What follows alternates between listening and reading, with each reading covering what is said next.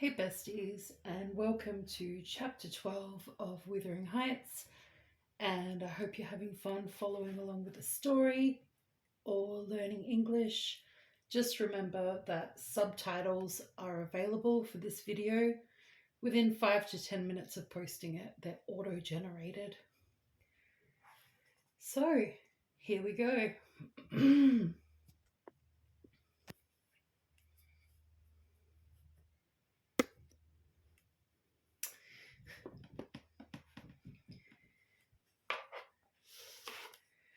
While Miss Linton moped about the park and garden, always silent and almost always in tears, and her brother shut himself up among the books that he never opened, wearying, I guessed, with a continual vague expectation that Catherine, repenting her conduct, would come of her own accord to ask pardon and seek a reconciliation. And she fasted pertinaciously, under the idea probably that at every meal Edgar was ready to choke for her absence, and pride alone held him from running to cast himself at her feet. I went about my household duties convinced that the Grange had but one sensible soul in its walls, and that lodged in my body. I wasted no condolences on Miss, nor any expostulations on my mistress, nor did I pay attention to the sighs of my master, who yearned to hear his lady's name, since he might not hear her voice. I determined they should come about as they pleased for me, and though it was a tiresomely slow process, I began to rejoice at length in a faint dawn of its progress, as I thought at first. Mrs. Linton on the third day unbarred her door, and having finished the water in her pitcher and decanter, desired a renewed supply, and a basin of gruel, for she believed she was dying. That I set down as a speech meant for Edgar's ears, I believed no such thing, so I just kept it to myself and brought her some tea and dry toast. She ate and drank eagerly, and sank back on her pillow again, clenching her hands and groaning. "Oh, I will die," she exclaimed. "Since no one cares anything about me, I wish I had not taken that." Then a good while after I heard her murmur, "No, I'll not die. I'll be glad. He does not love me at all. He would never miss me." "Did you want anything, ma'am?" I inquired, still preserving my external composure, in spite of her ghastly countenance and strange exaggerated manner. "What is that apathetic being doing?" she demanded, pushing the thick and tangled locks from her wasted face. "Has he fallen into a lethargy, or is he dead?" "Neither," replied I. "If you mean Mr. Linton, he's tolerably well, I think, though his studies occupy him rather more than they ought. He is continually among his books, since he has no other society." I should not have spoken so, if I had known her true condition, but I could not get rid of the notion that she acted a part of her disorder. "Among his books," she cried, confounded. "And I dying, and I on the brink of the grave. My God! Does he know how altered?" continued she, staring at her reflection in a mirror hanging against the opposite wall. "Is that Catherine Linton? He imagines me a pet in play, perhaps. Cannot you inform him that it is frightful earnest? Nelly, if it be not too late, as soon as I learn how he feels, I'll choose between these two. Either to starve at once, that would be no punishment unless he has a heart, or to recover and leave the country." "Are you speaking the truth about him now? Take care. Is he actually so utterly indifferent for my life?" "Why, ma'am," I answered, "the master has no idea of your being deranged, and of course he does not fear that you will let yourself die of hunger." "You think not? Cannot you tell him I will?" she returned. "Persuade him. Speak of your own mind. Say you are certain I will." No, you forget, Mrs. Linton, I suggested, that you have eaten some food with a relish this evening, and tomorrow you will perceive its good effects. If I were only sure it would kill him, she interrupted, I'd kill myself directly. These 3 awful nights, I've never closed my lids, and oh, I've been tormented. I've been haunted, Nellie. But I begin to fancy you don't like me. How strange, I thought. Though everybody hated and despised each other, they could not avoid loving me. And they have all turned to enemies in a few hours. They have, I'm positive, and people here. How dreary to meet death, surrounded by their cold faces. Isabella terrified and repelled, afraid to enter the room. It would be so dreadful to watch Catherine go, and Edgar standing solemnly by to see it over, then offering prayers of thanks to God for restoring peace to his house and going back to his books. What in the name of all that fuels has he to do with books when I am dying? She could not bear the notion, which I had put her into her head, of Mr. Linton's philosophical resignation. Tossing about, she increased her feverish bewilderment to madness, and tore the pillow with her teeth. Then, raising herself up all burning, desired that I would open the window. We were in the middle of winter. The wind blew strong from the northeast, and I objected. Both the expressions flitting over her face and the changes of her moods began to alarm me terribly, and brought to my recollection her former illness and the doctor's injunction that she should not be crossed. A minute previously she was violent. Now, supported on one arm and not noticing my refusal to obey her, she seemed to find childish diversion in pulling the feathers from the rents she had just made, and ranging them on the sheet according to their different species. Her mind had strayed to other associations. That's a turkey's, she murmured to herself, and this is a wild duck's, and this a pigeon's. Ah, they put pigeons' feathers in the pillows. No wonder I couldn't die. Let me take care to throw it on the floor when I lie down. And here is a moorcock's, and this, I should know it among 1,000, is lapwing's. Bonny bird, wheeling over our heads in the middle of the moor. It wanted to go to its nest, for the clouds touched the swells, and it felt rain coming. This feather was picked up from the heath. The bird was not shot. We saw its nest in the winter, full of little skeletons. Heathcliff set a trap over it, and the old ones dare not come. I made him promise he'd never shoot a lapwing after that, and he didn't. Yes, here and more. Did you shoot my lapwings, Nellie? Are they red, any of them? Let me look. Give over with that baby work, I interrupted, dragging the pillow away and turning the holes towards the mattress, for she was removing its contents by handfuls. Lie down and shut your eyes, you're wondering. There's a mess. The down is flying about like snow. I went here and there collecting it. I see in you, Nellie, she continued dreamily, an aged woman. You have grey hair and bent shoulders. This bed is the fairy cave under Penistone Crag, and you are gathering elf bolts to hurt our heifers, pretending, while I am near, that they are only locks of wool. That's what you'll come to 50 years hence. I know you are not so now. I'm not wondering. You're mistaken, or else I should believe you really were that withering hag, and should think I was under Penistone Crag. And I'm conscious it's night, and there are 2 candles on the table making the black press shine like jet. The black press? Where is that? I asked. You were talking in your sleep. It's against the wall, as it always is, she replied. It does appear odd.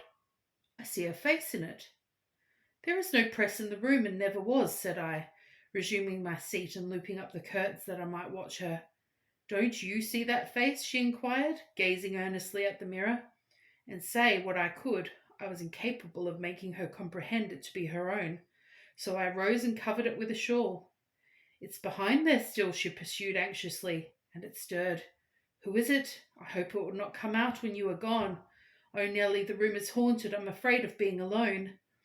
I took her hand in mine and bid her be composed, for a succession of shudders convulsed her frame, and she would keep straining her gaze towards the glass. There's nobody there, I insisted. It was yourself, Miss Linton. You knew it a while since. Myself, she gasped, and the clock is striking 12. It's true then, that's dreadful. Her fingers clutched the clothes and gathered them over her eyes. I attempted to steal to the door with an intention of calling her husband, but I was summoned back by a piercing shriek. The shawl had dropped from the frame. Why, what is the matter? Cried I. Who is the coward now? Wake up. That is the glass, the mirror. Mrs. Linton, and you see yourself in it, and there am I too by your side. Trembling and bewildered, she held me fast, but the horror gradually passed from her countenance. Its paleness gave place to a glow of shame. Oh dear, I thought I was at home, she sighed. I thought I was lying in my chamber at Wuthering Heights. Because I'm weak, my brain got confused, and I screamed unconsciously, Don't say anything, but stay with me. I dread sleeping. My dreams appall me. A sound sleep would do you good, ma'am, I answered, and I hope this suffering will prevent your trying starving again. Oh, if I were but in my own bed in that old house, she went on bitterly, wringing her hands, and that wind sounding in the firs by the lattice. Do let me feel it. It comes straight down the moor. Do let me have one breath. To pacify her, I held the casement ajar a few seconds. A cold blast rushed through. I closed it and returned to my post. She lay still now, her face bathed in tears. Exhaustion of body had entirely subdued her spirit. Our fiery Catherine was no better than a wailing child.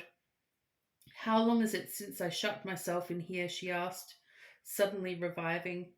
It was Monday evening, I replied, and this is Thursday night, or rather Friday morning at present. What? Of the same week, she exclaimed. Only that brief time? Long enough to live on nothing but cold water and ill temper, observed I. Well, it seems a weary number of hours, she muttered doubtfully. It must be more. I remember being in the parlour after they had quarrelled, and Edgar began cruelly provoking, and me running into this room desperate. As soon as I had barred the door, utter blackness overwhelmed me, and I fell on the floor. I couldn't explain to Edgar how certain I felt of having a fit or going raging mad, if he persisted in teasing me. I had no command of tongue or brain, and he did not guess my agony, perhaps. It barely left me sense to try to escape from him and his voice. Before I recovered sufficiently to see and hear, it began to be dawn, and Nelly, I'll tell you what I thought, and what he kept recurring and recurring till I feared for my reason. I thought as I lay there with my head against the table leg, and my eyes dimly discerning the grey square of the window, that I was enclosed in the oak panel bed at home, and my heart ached with some great grief which just waking, I could not recollect. I pondered and worried myself to discover what it could be, and most strangely, the whole last 7 years of my life grew a blank. I did not recall that they had been at all. I was a child. My father was just buried. My misery arose from the separation that Hindley had ordered between me and Heathcliff.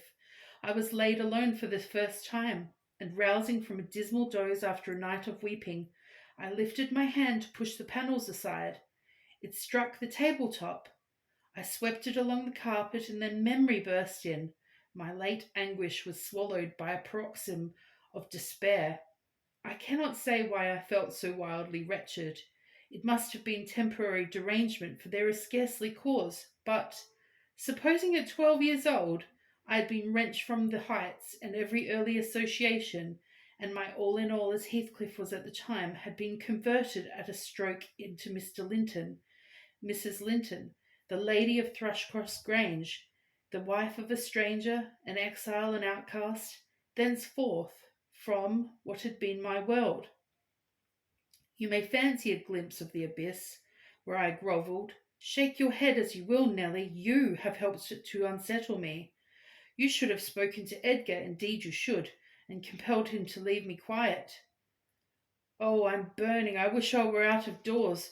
I wish I were a girl again, half savage and hardy and free, and laughing at injuries, not maddening under them. Why am I so changed? Why does my blood rush into a hell of tumult at a few words? I'm sure I should be myself, were I once among the heather on those hills. Open the window again wide, fasten and open, quick. Why don't you move? Because I won't give you your death of cold, I answered. You won't give me a chance of life, you mean, she said. Sullenly, however, I'm not helpless yet. I'll open it myself.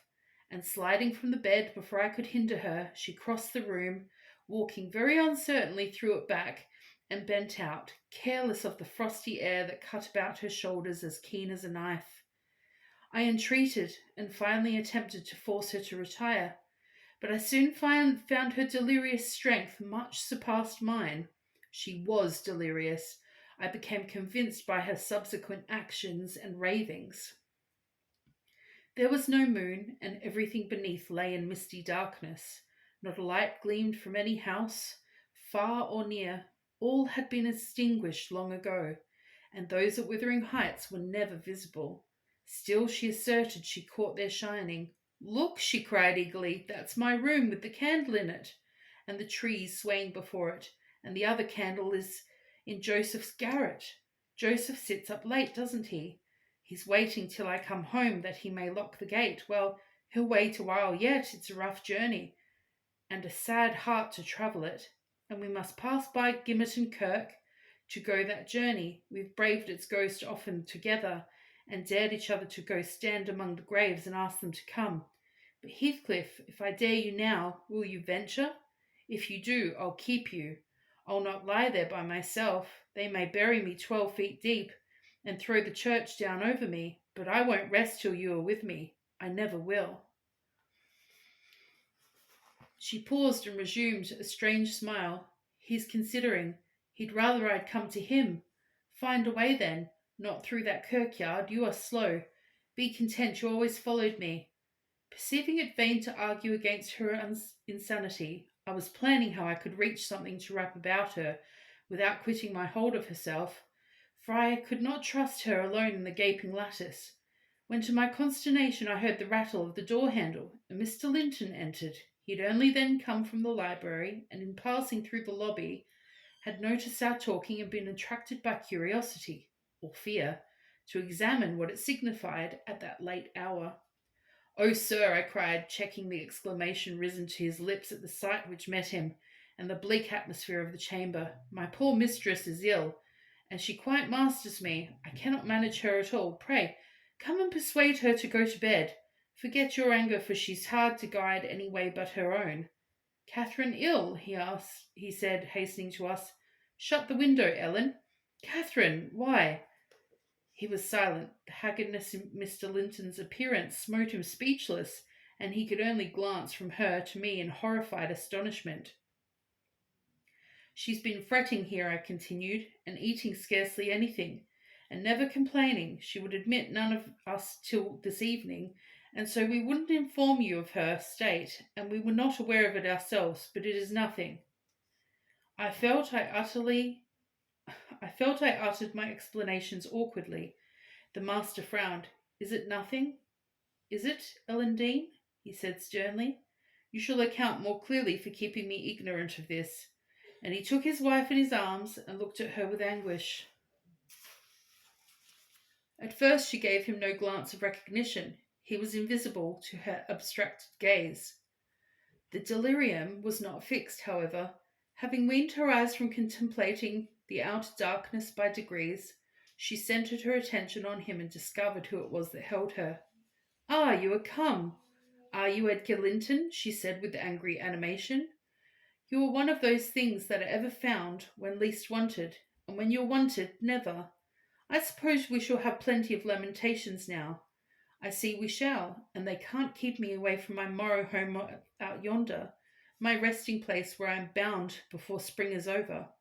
There it is, not among the Lintons, mind, under the chapel roof, but in the open air with a headstone, and you may please yourself whether you go to them or come to me." "Catherine, what have you done?" commenced the master. "Am I nothing to you any more? Do you love that wretch Heath?" "Hush!" cried Mrs. Linton. "Hush this moment. You mention that name and I end the matter instantly, by a spring from the window. What you touch at present you may have, but my soul will be on that hilltop before you lay hands on me again. I don't want you, Edgar. I'm past wanting you. Return to your books. I'm glad you possess a consolation, for all you had in me is gone. Her mind wanders, sir, I interposed. She's been talking nonsense the whole evening, but let her have quiet and proper attendance, and she'll rally. Hereafter, we must be cautious how we vex her. I desire no further advice from you, answered Mr. Linton. You knew your mistress's nature, and you encouraged me to harass her, and not to give me one hint of how she has been these 3 days. It was heartless. Months of sickness could not cause such a change. I began to defend myself, thinking it too bad to be blamed for another's wicked waywardness. I knew Mrs. Linton's nature to be headstrong and domineering, cried I, but I didn't know that you wished to foster her fierce temper. I didn't know that, to humour her, I should wink at Mr. Heathcliff. I performed the duty of a faithful servant in telling you, and I've got a faithful servant's wages. Well, it will teach me to be careful next time. Next time you may gather intelligence for yourself. The next time you bring a tale to me, you shall quit my service, Ellen Dean, he replied. You'd rather hear nothing about it, I suppose, then, Mr. Linton, said I. Heathcliff has your permission to come a-courting to Miss, and to drop in at every opportunity your absence offers, on purpose to poison the mistress against you. Confused as Catherine was, her wits were alert at applying a conversation. Ah, Nellie has played traitor, she exclaimed passionately. Nellie is my hidden enemy, you witch. So you do seek elf bolts to hurt us. Let me go and I'll make her rue. I'll make her howl in recantation. A maniac's fury kindled under her brows. She struggled desperately to disengage herself from Linton's arms. I felt no inclination to tarry the event, and resolving to seek medical aid on my own responsibility, I quitted the chamber. In passing the garden to reach the road at a place where a bridle hook is driven into the wall, I saw something white moved irregularly, evidently by another agent than the wind. Notwithstanding my hurry, I stayed to examine it, lest ever after I should have the conviction impressed on my imagination that it was a creature of the other world. My surprise and perplexity were great to discover. By touch more than vision, Miss Isabella's Springer, Fanny, suspended to a handkerchief and nearly at its last gasp. I quickly released the animal and lifted it into the garden. I'd seen it follow its mistress upstairs when she went to bed, and wondered how it could have got out there, and what mischievous person had treated it so. While untying the knot around the hook, it seemed to me that I repeatedly caught the beat of horses' feet galloping at some distance. And there was such a number of things to occupy my reflection that I hardly gave the circumstance a thought. That was strange sound in that place at 2 o'clock in the morning. Mr. Kenneth was fortunately just issuing from his house to see a patient in the village as I came up the street, and my account of Catherine Linton's malady induced him to accompany me back immediately. He was a plain, rough man, and he made no scruple to speak his doubts of her surviving this second attack, unless she were more submissive to his directions than she had shown herself before. Nellie Dean, said he, I can't help fancying there's an extra cause for this. What has there been to do at the Grange? We've odd reports up here. A stout, hearty lass like Catherine does not fall ill for a trifle, and that sort of people should not either. It's hard work bringing them through fevers and such things. How did it begin? The master will inform you, I answered, but you are acquainted with the Earnshaws' violent dispositions, and Mrs. Linton caps them all. I may say this, it commenced in a quarrel. She was struck during a tempest of passion with a kind of fit. That's her account, at least, for she flew off in the height of it and locked herself up. Afterwards she refused to eat, and now she alternately raves and remains in a half-dream, knowing those about her, but having her mind filled with all sorts of strange ideas and illusions. Mr. Linton will be sorry? Observed Kenneth interrogatively. Sorry? He'll break his heart should anything happen, I replied. Don't alarm him more than necessary. Well, I told him to beware, said my companion, and he must bide the consequences of neglecting my warning. Hasn't he been thick with Mr. Heathcliff lately? Heathcliff frequently visits at the Grange, answered I, though more at the strength of the mistress having known him when a boy, than because the master likes his company. At present he is discharged from the trouble of calling, owing to some presumptuous aspirations after Miss Linton, which he manifested. I hardly think he'll be taken in again. And does Miss Linton turn a cold shoulder on him? Was the doctor's next question. I'm not in her confidence, returned I, reluctant to continue the subject. No, she's a sly one, he remarked, shaking his head. She keeps her own counsel, but she's a real little fool. I have it from good authority that last night, and a pretty night it was, she and Heathcliff were walking in the plantation at the back of your house above 2 hours, and he pressed her not to go in again, but just mount his horse and away with him. My informant said she could only put him off by pledging her word of honour to be prepared on their first meeting after that. When it was to be, he didn't hear, but you urged Mr. Linton to look sharp. This news filled me with fresh fears. I outstripped Kenneth and ran most of my way back. The little dog was yelping in the garden yet. I spared a minute to open the gate for it, but instead of going to the house door, it coursed up and down, snuffing the grass, and would have escaped to the road had I not seized and conveyed it in with me. On ascending to Isabella's room, my suspicions were confirmed. It was empty. Had I been a few hours sooner, Mrs. Linton's illness might have arrested her rash step. But what could be done now? There was a bare possibility of overtaking them and pursued instantly. I could not pursue them, however, and I dare not rouse the family and fill the place with confusion. Still less unfold the business to my master, absorbed as he was in his present calamity, and having no heart to spare for a second grief. I saw nothing for it but to hold my tongue and suffer matters to take their course, and Kenneth being arrived, I went with a badly composed countenance to announce him. Catherine lay in a terrible sleep. Her husband had succeeded in soothing the access of frenzy.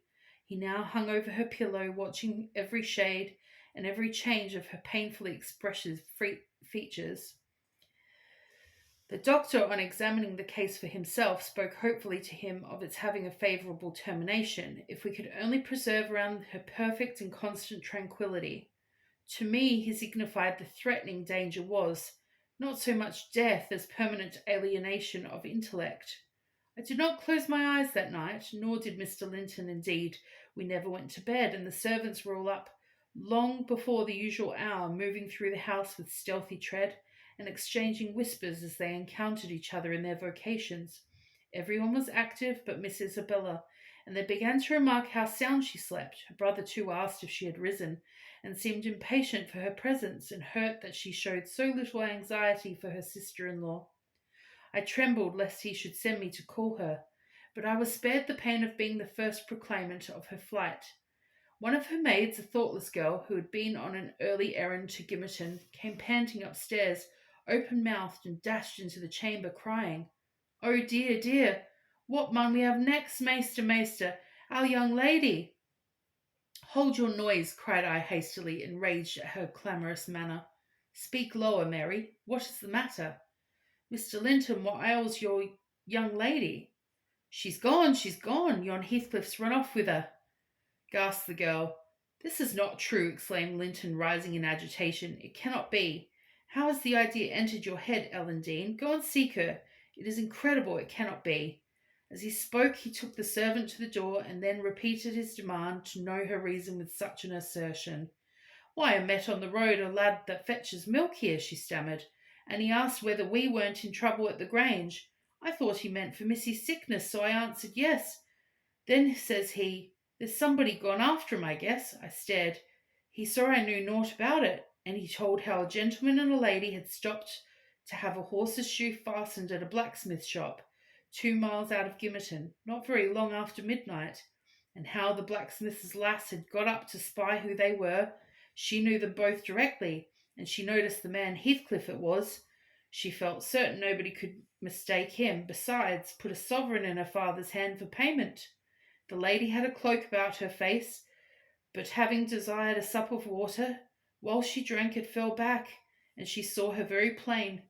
Heathcliff held both bridles as they rode on, and they set their faces from the village and went as fast as the rough roads would let them. The lass said nothing to her father, but she told it all over Gimmerton this morning. I ran and peeped, for form's sake, into Isabella's room, confirming.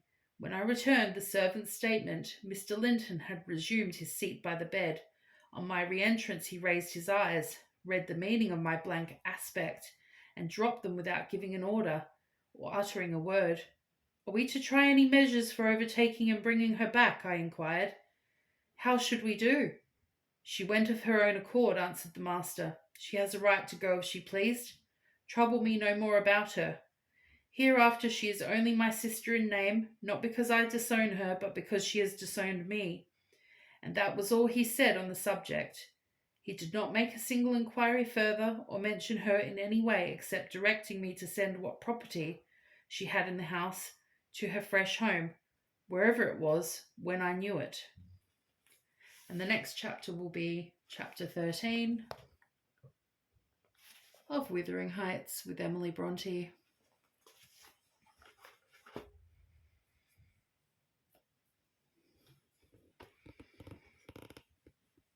Have a good one, besties. See you next time.